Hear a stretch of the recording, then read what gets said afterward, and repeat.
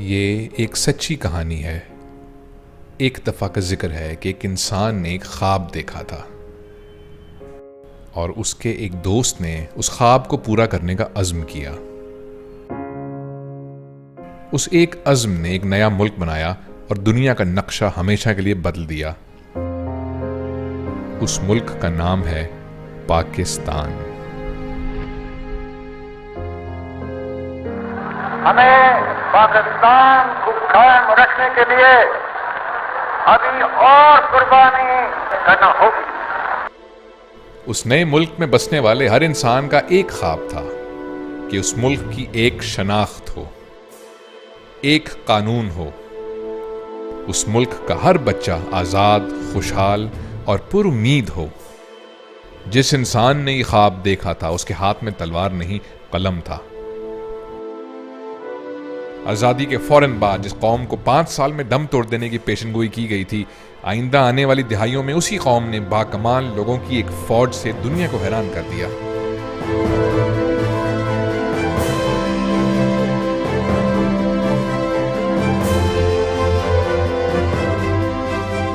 باوجود اس کے کہ ملکی معاملات اور حکومتوں کو بار بار روکا گیا۔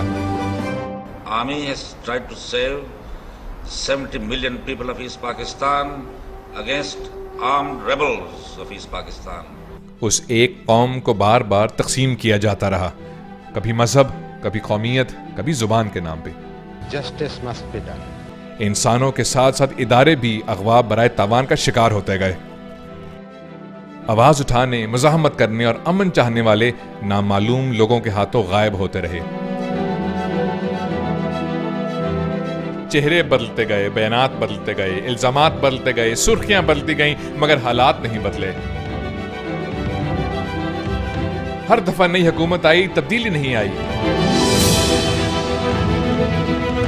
کتابیں مہنگی ہوتی گئیں، گولیاں سستی۔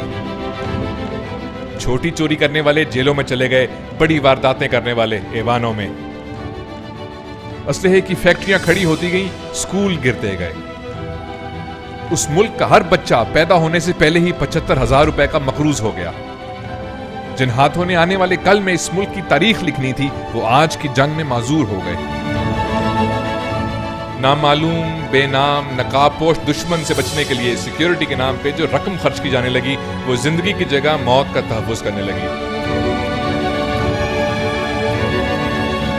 آخر اس قوم نے اس ناانصافی سے کیا انکار۔ باوجود اس کے کہ نہ جانے کتنے بیٹے جس پرچم کو سلام کر کے گھر سے نکلتے اسی میں لپیٹ کر واپس بھیج دیے جاتے۔ بیٹوں کے انتظار میں اس قوم کی ماؤں کی آنکھیں دھندلاتی رہیں۔ اس دھرتی کی مٹی میں کتنا دم ہے جو ان ماؤں کے آنسوں کا بوجھ اٹھاتی رہی۔ ایک ایسی قوم ہے جو دنیا میں سب سے کم ٹیکس دیتی ہے اور دنیا میں سب سے زیادہ زکوٰۃ۔ اب یہ قوم کسی سے جنگ نہیں چاہتی، کیونکہ جنگ ختم کرنے سے اندھیرا نہیں، اجالا پھیلتا ہے، امن سانس لیتا ہے۔ حقیقت یہ ہے کہ اب یہ قوم ایک ہو گئی ہے اور ایک کو مزید تقسیم نہیں کیا جا سکتا۔ اب تبدیلی کی گھڑی آن پہنچی ہے۔